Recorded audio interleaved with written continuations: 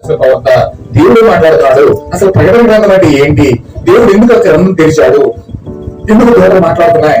ఏంటి ఆ గోడలు, ఏంటి ఆ తెగుళ్ళు అని నిజంగా హృదయపూర్వకంగా నవరాత్రి భోజనం తీసుకున్న వ్యక్తి పరిశీలిస్తాడు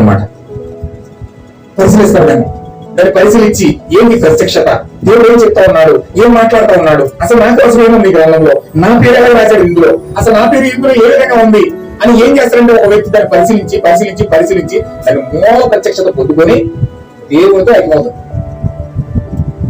అంటే నిన్ను వారమంతా నెలంతా దేవునితో ఐక్యపరిచేది ఏంటంటే నవరాత్రి భోజనంలో జరుగుతున్న నీ పెండ్లి ప్రమాణం.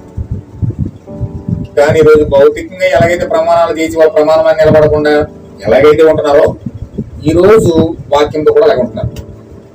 వాక్యంతో కూడా అలాగే ప్రమాణాలు కోల్పోయి, ప్రమాణాలతో లెక్కలేదండి ఈ రోజు హక్కు లవోదికే సంఘకాలం అంటే ఏంటంటే హక్కులు కోరే సమయం.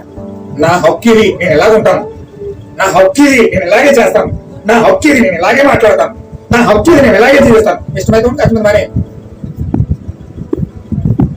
అంటే దేవుడితో కూడా అంతే. దేవుడు నాకు మేలు చేస్తే పచ్చి చేస్తాను, లేకపోతే లేదు. దేవుడు నన్ను ఆశీర్వదిస్తే పచ్చి చేస్తాను, లేకపోతే లేదు అనే స్థితికి మనుషులు వచ్చేసారు. హల్లెలూయా. దేవుడు నన్ను స్వస్థపడితేనే నేను ఆరాధిస్తాను, దేవుడు నాకు మేలు చేస్తేనే ఆరాధిస్తాను. దేవుడు నాకు కీడు చేసేది దేవుడికి వెళ్ళను, వదిలేస్తాను దేవుడు. దేవుడు అయితే ఏంటి, మరి ఏంటి నాకేంటి, బతి నా దగ్గర మనకి ఎంత శుభ్రంగా తర్వాత చచ్చిపోతాను అంటే ఇది ఏంటంటే హక్కులు కోరే సమయం. వాళ్ళ హక్కులు బట్టి, వారి కోరికలు బట్టి, వారి ఇష్టాలు బట్టి వెళ్ళే కాలం ఇది. ఒకళ్ళు ఇష్టపడరు, వాళ్ళు నచ్చింది చేస్తారు, నా చెప్పడం మానేస్తారు. అది కాలం లౌకిక సంఘాలం అంటే అది.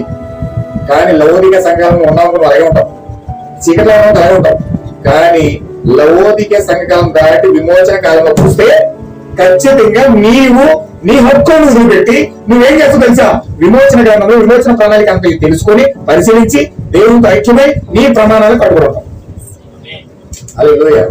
అందుచేత ఆ ప్రమాణాన్ని కాపాడుకోవడానికి మనము శతవిధాల ప్రయత్నం చేద్దాం. దేవుడితో మీరు ప్రమాణం చేస్తా ఉన్నారు, దేవుడితో మీరు చేసిన ప్రమాణం ఇంటి దగ్గర కూడా మీరు కాపాడుకోవాలి. ఈ దేవుడు చేసిన ప్రమాణం ఇంటి దగ్గర కూడా మీరు పాటించాలి. దేవుడితో చేసిన ప్రమాణం మీరు పనిలో ఉన్నా, ఎక్కడ ఉద్యోగంలో ఉన్నా, ఎక్కడ ఉన్నా సరే ఆ ప్రమాణాలు మాత్రం మీరు కోరుకోవాలి. అది నిజమైన నమ్మకమైన భక్తి. దేవుడు ఎక్కడ ఆదివారం మాత్రమే చూడదు, మిగతా 6 రోజులు నువ్వు ఎలా ఉన్నావు చూస్తాడు. హల్లెలూయా. దేవుడు కేవలం నెల నవరాత్రి భోజనం ఇచ్చినప్పుడు మాత్రమే చూడదు, ఆయన నెల అంతా చూస్తాడు. నేను ఏ క్షణంలో, ఏ మూలలో, ఏ చీకట్లో, ఏ యొక్క కార్యాలు అన్ని కూడా మొత్తం ఒక కన్ను నేను వెంబడిస్తుందంట. సీసీ కెమెరా నేను ఒకటి వెంబడిస్తుంది. గుర్తుపెట్టుకోవాలి. ఒక